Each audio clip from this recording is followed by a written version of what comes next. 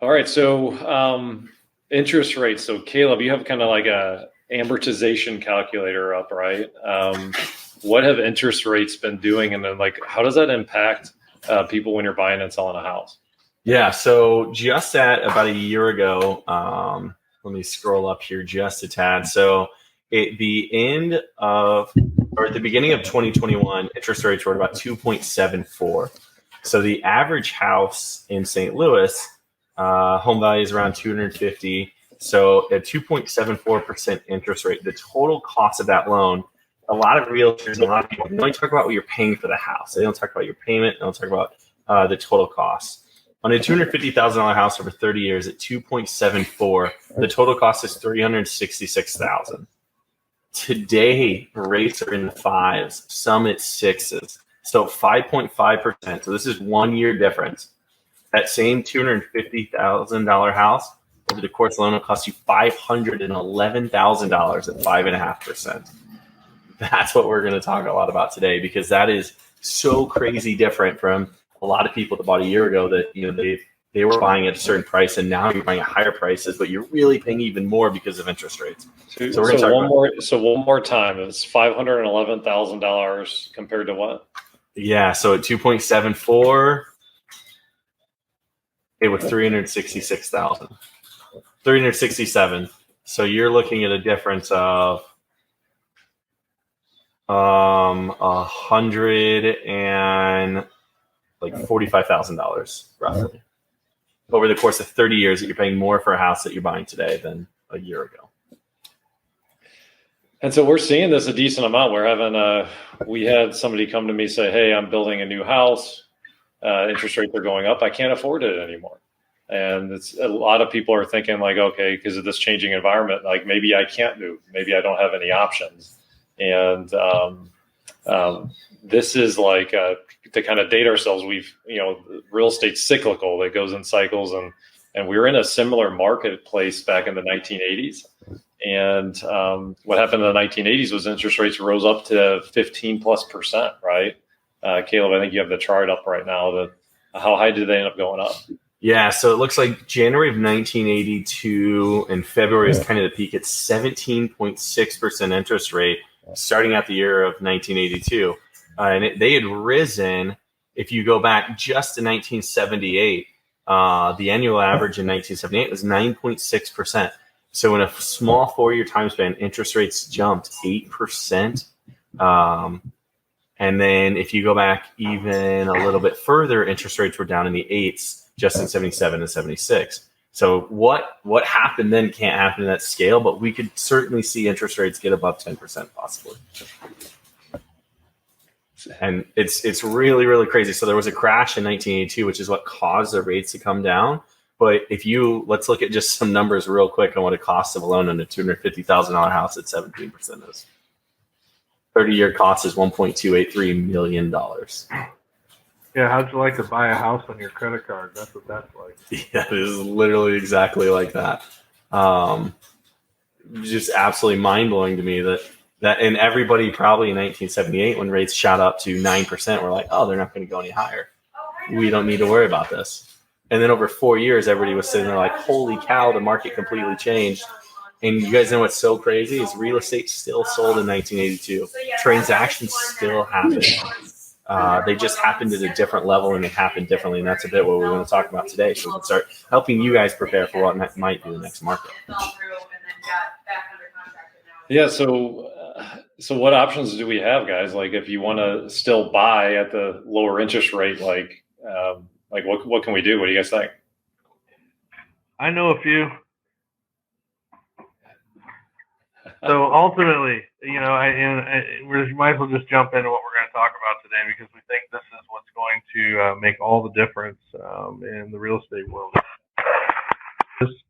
And understanding exactly what it is are going to be set apart from those that are clueless or don't even understand how these transactions happen. But back in the 80s, most people purchased their home subject to the existing financing that was already in place, because it had a much lower rate.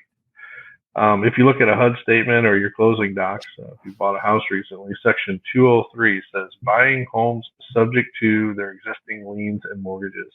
This is something that's still on our closing documents today. It's been on there since the 80s, but there's lots of caveats on how that's actually going to work. So we can talk about that here in a little bit. But ultimately, assuming mortgages that are already in place is the future of what's going down in real estate. So if I'm an agent and I'm working with a buyer and I say, hey, let's go out and buy this house. Well, guess what? The rates now are 6.5%, but you can't afford that house anymore. Now you're looking at a house for $100,000 less than what you originally went into the market for. So you're done. You're dead in the water. But the agent said no, that they can talk to the homeowner, and if they have an FHA or a VA loan and some other loans also, that their buyer could assume at a much lower rate they're still in the market. They don't have to leave the market to buy the house. They can stay exactly where they were when they entered the market, and they can purchase that house at last year's rates. Or, depending on how old that loan is, assuming a loan that's already had 10 years paid off on it, oh my goodness. Did you imagine what that could do for your buyer if you knew how to do that?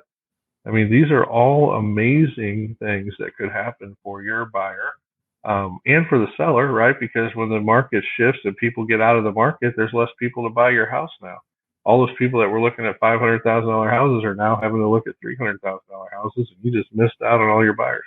So this is a way to help everybody and keep the industry moving, just like it did in the 80s that Caleb mentioned a minute ago.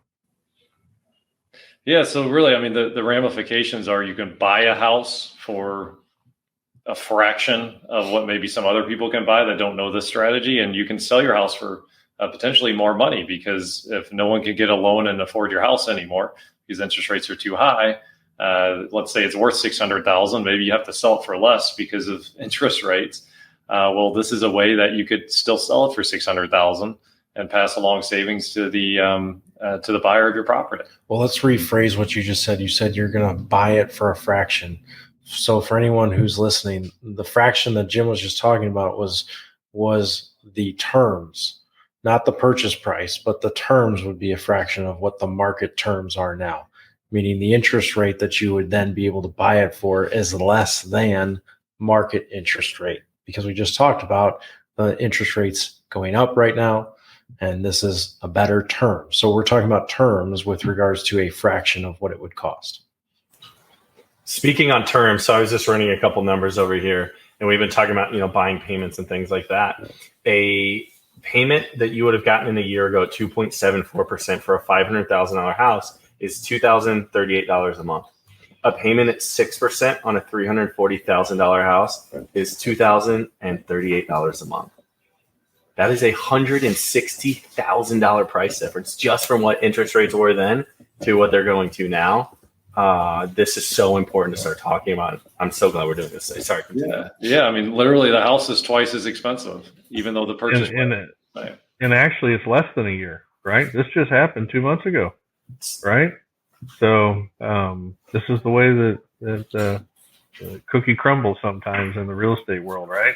And you have to be able to adjust. And I think one of the things that sets Three Doors and agents in the know apart is that these things don't faze us. We continue to do deals over and over again and help our sellers and our buyers achieve their goal of either buying or selling a piece of real estate. Yeah, no, it's all about being a true advisor. And that's why we're talking about this more and more, because if you can truly advise your client on how to get into an interest rate at 2.7%, what do you think they're going to do? They're literally going to tell everyone about you. Everyone, like, dude, this realtor, he helped me get a house at 3%. Everyone's like, how? And they're going to have to come to you. You're going to get so much business. The people that get ahead of this and learn this, I mean, it's going to be game changing for some people's businesses coming into the next couple of years. Yeah. So Jason, you just had yesterday, you were working on a VA deal. So let's kind of, can you tell that story? Sure. So I had an agent contact me last week and said that she has a deal that has a VA loan on it. And I was trying to work a deal out with her, and we were unable to come to terms on a price that I thought was fair to where we could make money as an investment. So I was thinking of a buddy of mine who was looking for a house and is also a vet. And he says, Jason, we're not looking for a house anymore because the interest rates just went up past 6% and we can't afford what we want. We might as well stay where we are because our current rate is, 2.75. And, we only owe another, I think he said 60,000 on our house. And so we're just going to stay here until things change. And I said, well, what if you could assume a VA loan at 2.75, which is exactly where you are right now? Would you go get back into the market and buy this house? And he said, well, of course I would, So I just connected his agent and the agent that has the listing and told them to work on the assumption. And then that way the seller gets to sell for the price he wants to sell it for. And my friend, who's a vet, gets to assume that loan. And let me give you the even better news, a loan that has 8 years already paid in interest on it.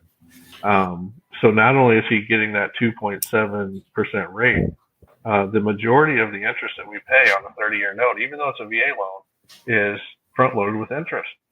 So my friend is not only buying it at a low rate that he can't get today with a VA loan that's new, he doesn't have to pay 8 years of interest that the original seller had already paid. And that seller is happy for him because they're both vets, right?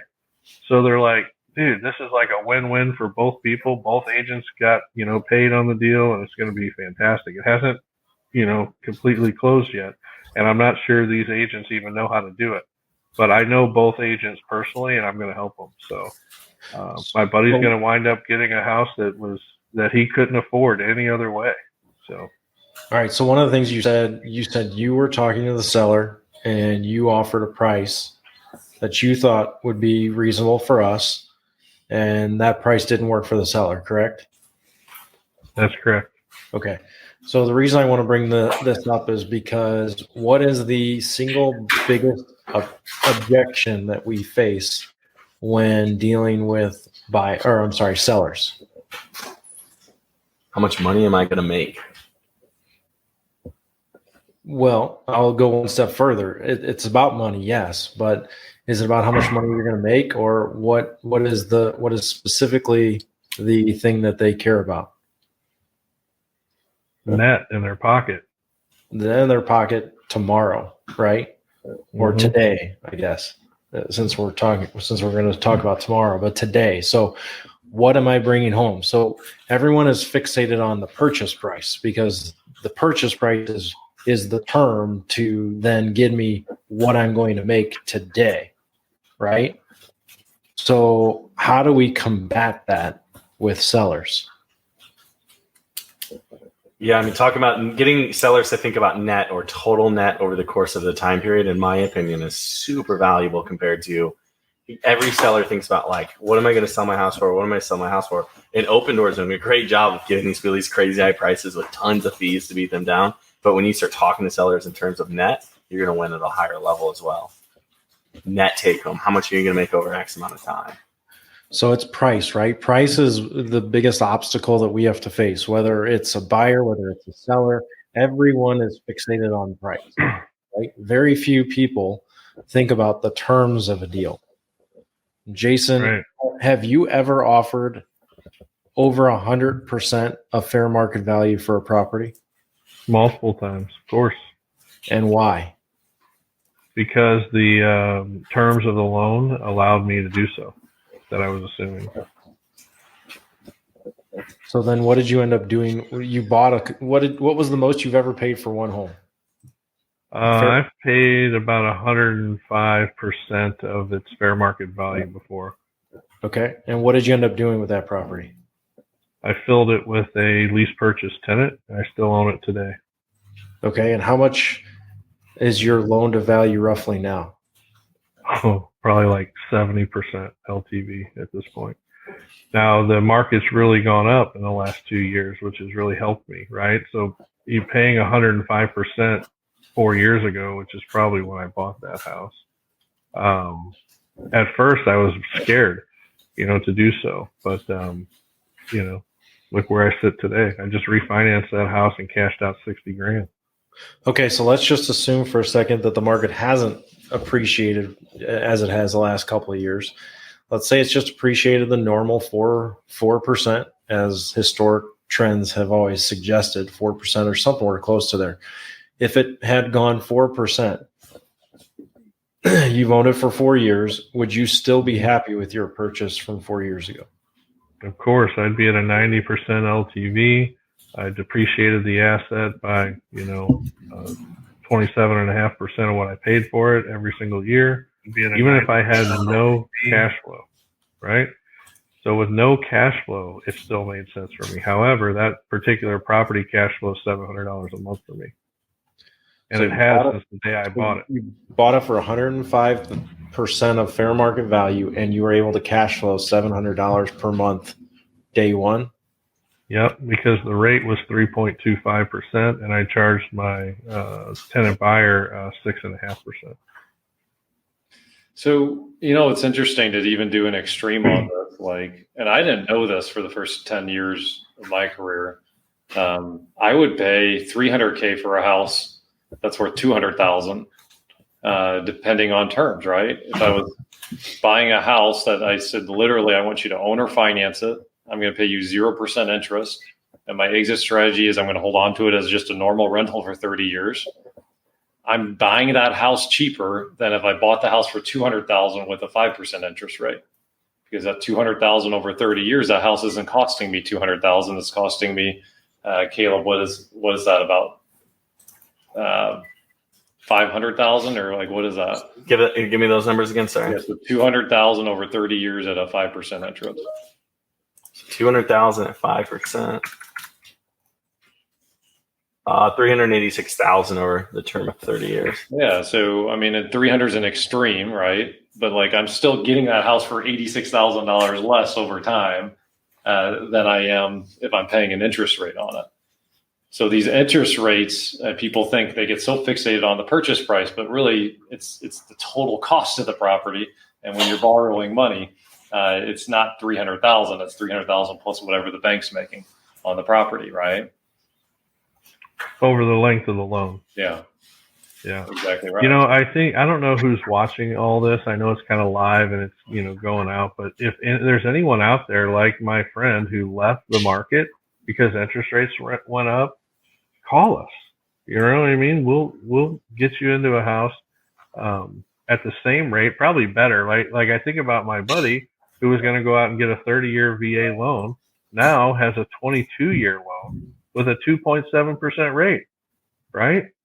All because he just assumed the note that the guy had, right? It was already in place. So not only are we getting you in at the same, let's say the same rate it was before rates went up, because the loan has been paid off for a few years, you're at a much better position than you were 2 months ago when rates were down at 3%. That makes sense? Or I don't know if I'm being clear about that, because I understand how it works, and I forget that it's a more complicated process than most people can process. But that goes back to a lot of what we talk about at Three Doors all the time. It's not the who, it's not the how, it's the who. You don't have to know how to do this. You just have to know the person that can help you do it, which in our case is Jason. Yeah, and if you have a house to sell, right, call us. We're ready to help get you through this crazy rate wave that we're riding. This is going to be incredibly helpful and we don't know when real estate values are going to plateau, but I can promise everyone on here they can't go up 10% every year. I think we're going to have a great year this year, but next year, the year after that, we're going to see a plateau in real estate values. And what happens if people that paid 100% today, then 2 years have to move? They have to change jobs, and their house is only worth 4%, 3% more than what they paid for it. How are they going to sell it? They're going to have to do a subject to deal. It's going to have to happen. So making sure that we can educate everyone across the board on that is going to help everybody in the long run. It's going to be super valuable. And then we want to get to this early. Nobody else is talking about this, which is blowing my mind.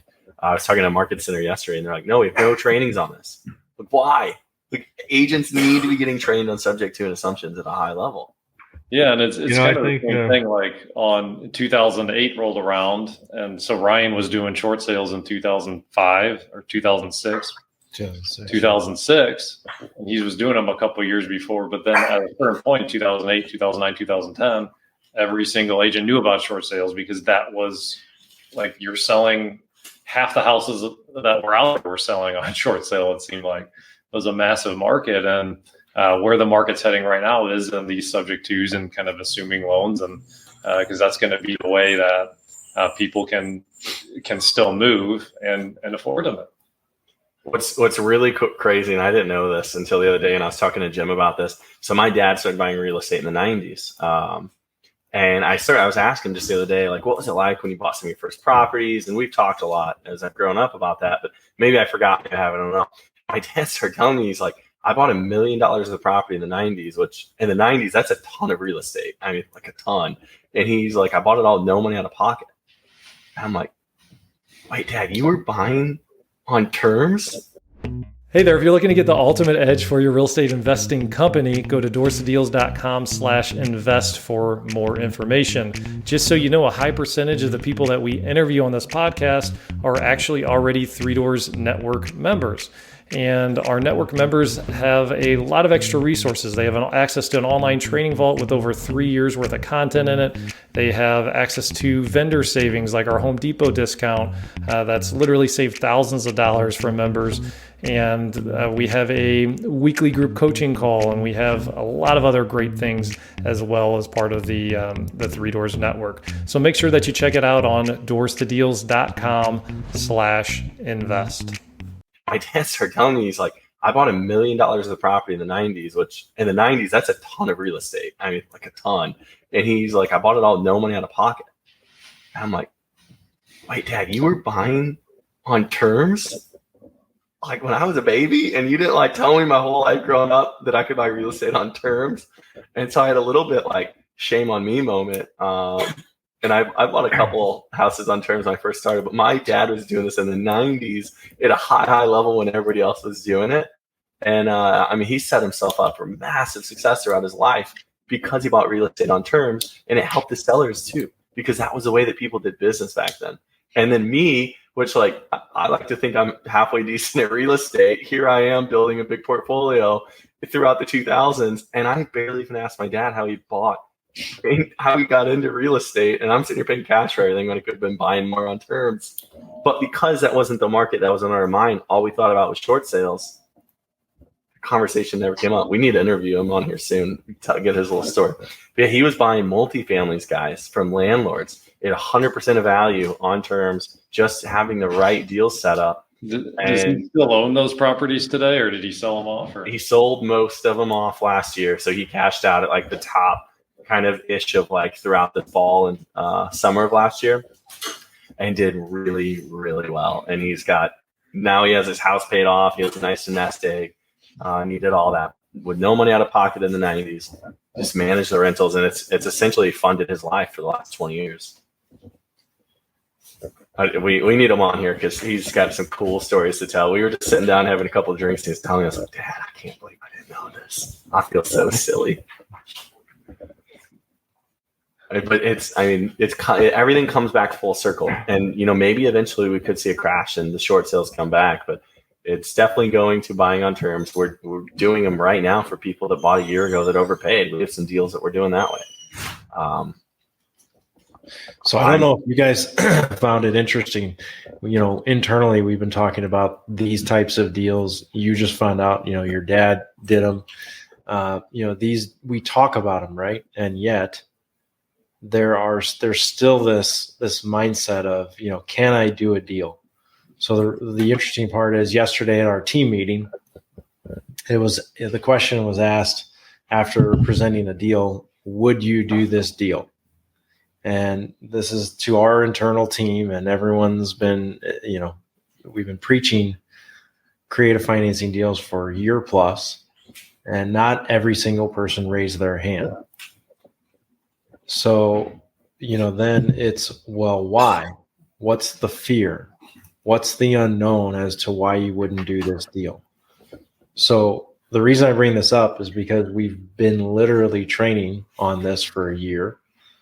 Your dad knew about it, right? And didn't teach you. And yet there are people that will listen to this, think it's a great idea, and not act whatsoever, even though we're going into that market. So if you have some type of fear, what is that fear? Is it the unknown? Is it because you don't feel like you can do a deal? I think a lot of it's the unknown. They feel like they can't do it. They don't know how to structure it. I said it earlier. It's the who, not the how. You just got to call Jason Courtney and he's going to teach you how to do it. I mean, to me, that's why I think everyone's not doing it. That's why I didn't do it, because I didn't know how. I didn't know how to structure those. Luckily, Jason has spent a lot of time with me over the last year. And so the crazy part, and I agree with you, I do think that it's because people don't know how to do the deals. These deals, while they sound complicated, are very simple. They really are. Yeah, I People always try- tell people that everybody is in one of three situations, right? They either own their home free and clear, they have a mortgage with some equity, or they have a mortgage with no equity, right? So as soon as you figure out what that is, structuring a creative financing deal is very easy, right? So it's just a matter of talking to people, finding out what their situation is and how you can help them. And we can structure a deal for every scenario. There's not a single house on the market today or off the market that we can't put a deal together that makes the seller happy and the buyer. And a lot of the times it's going to make the buyer way happier now because they're going to get in those 2, 3, 4% rates that they can't even touch anymore. Yeah, But especially right now. But even if rates were the same, creative financing is by far a better way to go because of the principal pay down that happens at the beginning of a loan, right? So even if rates didn't change, this is still a better. My buddy now has a 22-year loan instead of a 30-year loan. If interest rates stayed the same, wouldn't that be a better deal, right? So anyway, Ryan's right. They're not complicated if you understand the seller situation and how this can help them. Well, I think this is why it's so important to work with an experienced real estate advisor, an experienced realtor that knows things like this, right? And if you are an experienced realtor and you don't know it, well, surround yourself with people that do know, that can kind of help show you the ways. And I mean, the ramifications, guys, on this, and sometimes realtors will be like, or homeowners will be like, oh, do I really want to pay you a 3% commission? Are you worth it? I mean, guys, we're talking about potentially saving on the buy side, potentially in the story that Jason just shared, saving hundreds of thousands of dollars. Like, this is not small chunk of change here. We're talking about, potentially a 3% commission that could, you could open up a window, open up a door to save literally hundreds of thousands of dollars with this strategy. How easy is it to go ask for more commission when you tell someone you saved them $150,000? Like, I mean, let's not just talk about like the 3%. Let's talk about how you can make more. I'm on the other side of real estate. I'm pushing commissions up. I'm not trying to race to the bottom. I want to push up. So going to your client and saying, I saved you $150,000, I want an extra $5,000. To me, it's a no-brainer because you did that. Someone else can't. You just have to get the education. We got to quit racing commissions to the bottom or we're all going to be out of business. And this is the first step of how you can beat out the open doors, the offer pads. There's so many ways to be better than them. You just have to get the 3 doors. Yeah, you got to have the 3 doors. I mean, I'm serious. I'm starting to look at those guys as competition because also we're better than they are at what we're doing. And we're treating people fairly. Some of the stories I've heard with Open Door are really embarrassing. And I wouldn't want to be affiliated with them if I was an agent. No, yeah, I don't want to get on a tangent today about that. But no, should we go over some more deal stories and talk about some different ways we've seen this structure that have helped people? Sure. We can even go into what I brought up yesterday at the meeting, which was, and we've had people recently.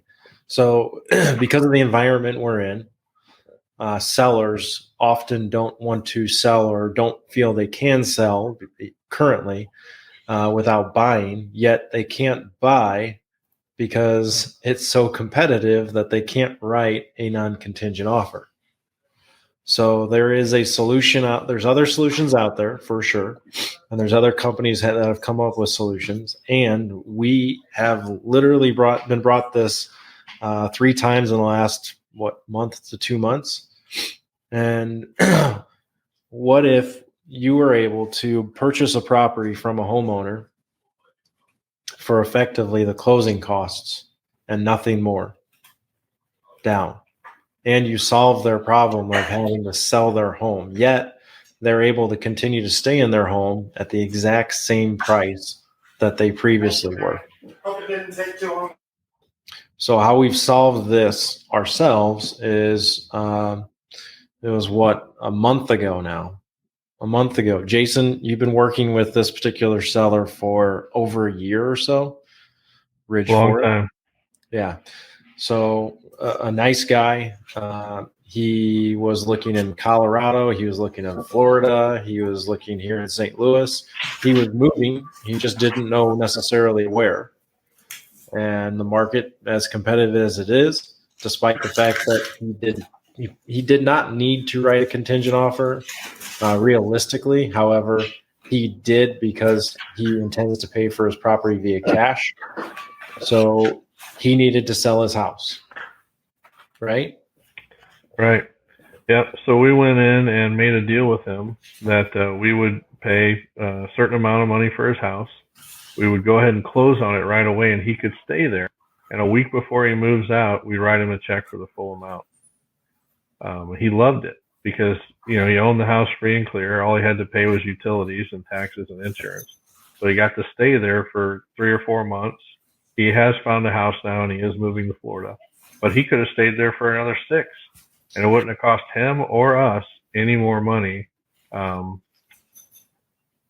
both parties were, total win-win in a situation like this. Basically, we're talking about a rent back, right? So we're putting ourselves in the position to buy these homes so that the seller can be in a position to go out and buy another home at any time with no pressure. And it's huge. It's really huge. So It's you gonna mentioned keep happening. on that one, since he owned it outright, he wasn't paying a mortgage, yet he was still responsible for when he was renting, when he was occupying the property, for taxes and insurance, correct? Taxes, insurance, utilities, and maintenance. Yeah. So he was still living in there. He no longer owned it. We technically own the property. He sold it to us via owner financing.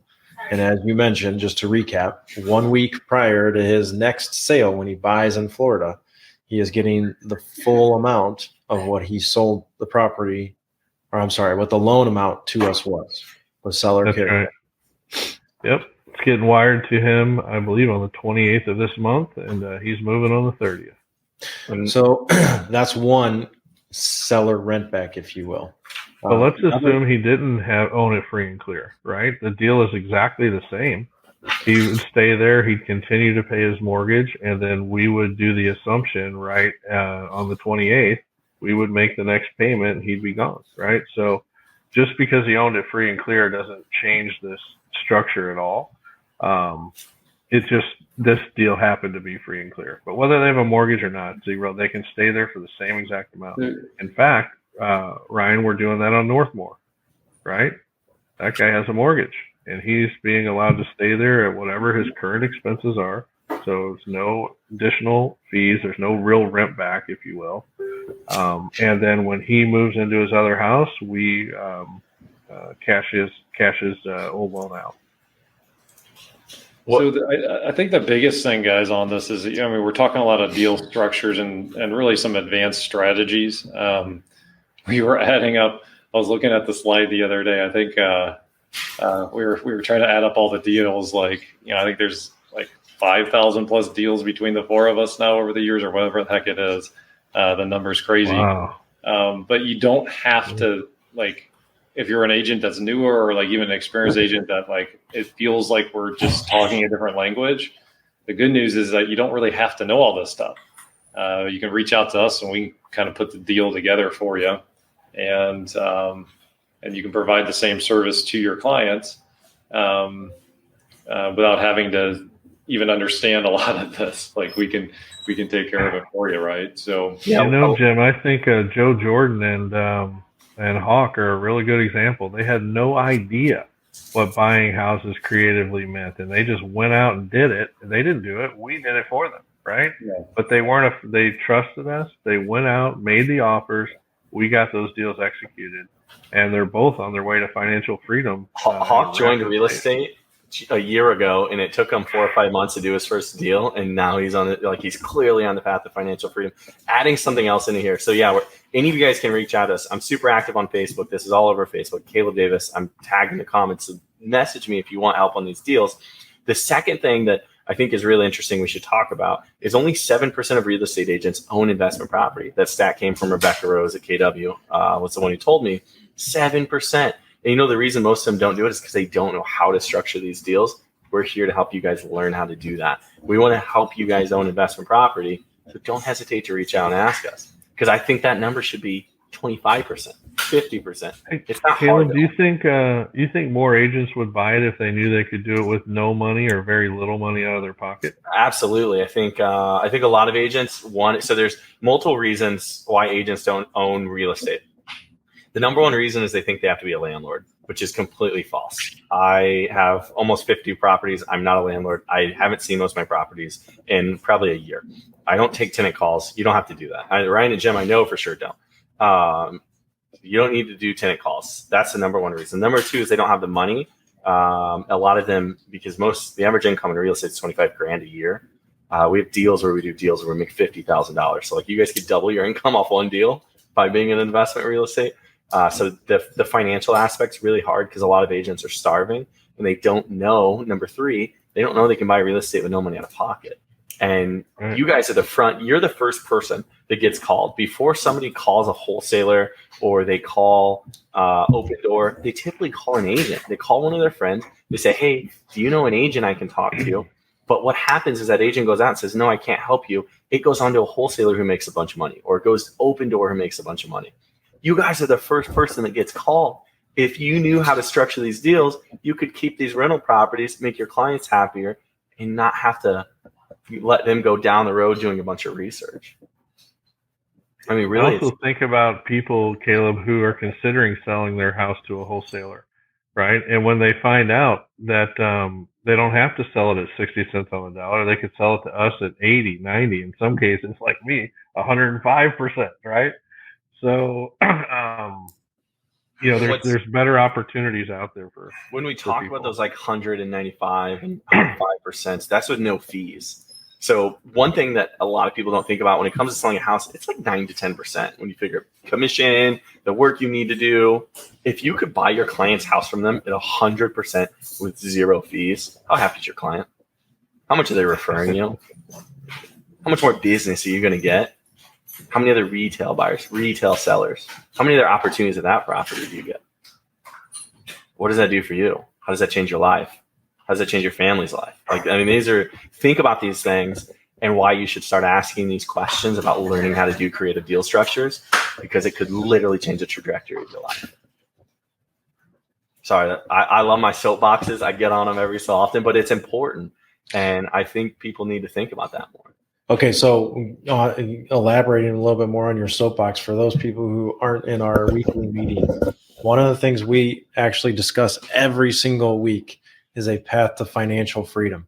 So Caleb, elaborate on that so that people who are listening can understand how quickly it is actually achieved. It actually is to achieve that goal. Yeah, no. So you have to have a plan. So you have to have a plan. That's the first step. If you don't have a plan to financial freedom, you'll never get there. But before you can do a plan, you have to have a goal. So starting out, you have to figure out, what is my cost of living? What does that cost? I need to get a number set so I know what I have to hit so I can become financially free. Then you can figure out a plan. For me personally, I've doubled in the last year by doing creative deal structures, doubled my passive income in the last year by learning how to do these. And I was investing in real estate for about 6 years before this. So 1 year I doubled it. If I had known a lot of this stuff 6 years ago, I probably would be retired on a beach in Tahiti right now. But why it's important to me that people need to be financially free, I talk about the big why a lot. So I think everyone on this earth has a really, really big purpose, a really big thing that they can conquer and achieve. But you can't do that until your financial security is taken care of. You can't live your full purpose in life. There might be somebody listening to this call that could cure cancer if they just had their financial security taken care of. And it might not be that. It might be, helping out a few families or, raising the best children. But living your best life to the best purpose, to what you were put on this earth to do, I don't believe can fully happen until you're financially secure. So, wholeheartedly agree with everything you said. And Jim, specifically for one of the slides that we go through, for someone listening who's an agent who maybe does, I don't know, let's say they do 15 to 20 deals per year.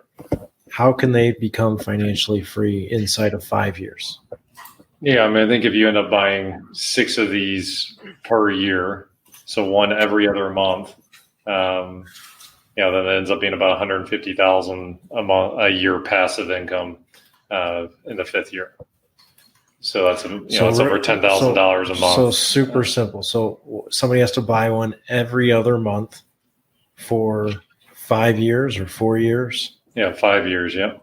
And then they'll have how much in passive income? About $150K a month. Yep. $150,000 per month. Or per year. Per year. Sorry, I went into the why that's important. No. But yeah, it's so simple. That's super. I love it. No, you have to know the why for sure. One thing that, also I appreciate you mentioning, which we did go over, is, having a good foundation, having a good basis of what do you actually spend and what is financial freedom. Like, you can't say I want to be financially free without actually knowing what that number is. So doing the homework of what is your expenses and what's truly needed and what's a want, what's a need. The other thing that people that we've been discussing recently is we're potentially in a a recession right now. We are in a recession. Okay, we are in a recession. So for anyone who's listening who doesn't think we are, that's perfectly fine. You can disagree with us. And we would encourage everyone to start looking at their expenses. Once, try to eliminate them. Needs, you need to keep those. So, tighten up what you have. If we're wrong, what's the worst thing that could happen? You save some money. If we're right, what's the worst thing that could happen? Well, you're in a better position. You don't go out of business. Yeah, it's absolutely crucial to have a plan / vision, right? And I think that if you're serious about becoming financially free, you will get serious about cutting your expenses, because the lower your expenses are, the sooner you become financially free. And I'm not saying you can't have those things back. I sold my Harleys, I sold my Corvette, I sold my house. I did everything to get my expenses down as low as I possibly could. And guess what? I have all those things and more now, right? So I got rid of them for a time so that I could become financially free and focus on my business. And as my business grew, I probably bought more stuff than I should have. You're right. And I'm, getting rid of some of that stuff again. Because one thing you'll find out when you start buying a bunch of stuff requires your attention and time and maintenance, or you're going to pay someone else to do it. So most of the stuff I have, I don't even use. And so, but you get your expenses down so that you can become financially free quicker, and you go back to that lifestyle. And then once you get to the lifestyle you're happy with, you make sure that your business is growing to that level and then more. And then you can start doing good in the world outside of just, having the lifestyle that you want. And doing good is, I can't begin to tell you how much that's a game changer for you spiritually, physically, emotionally. When you're not focused on yourself and you're focused on others, big things really, happen, so.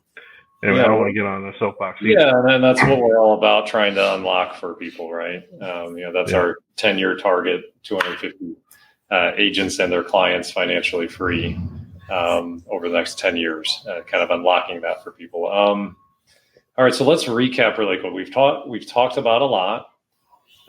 So the market of the moment, kind of like what we see moving forward, are these subject to and kind of like assumption deals. And it's the opportunity, if you're an agent, this opportunity to help advise your client and save them literally hundreds of thousands of dollars, both on a buy and a sell.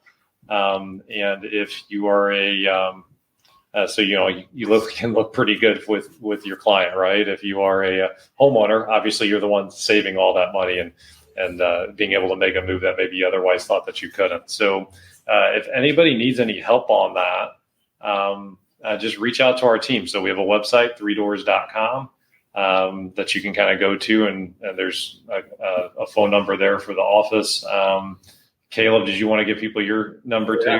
I'll give my number out, 618-401-8198. Call or text me. I'd love to have a conversation and see if we can't help you guys out. Yeah. We're here to help. We're here to be a resource. And I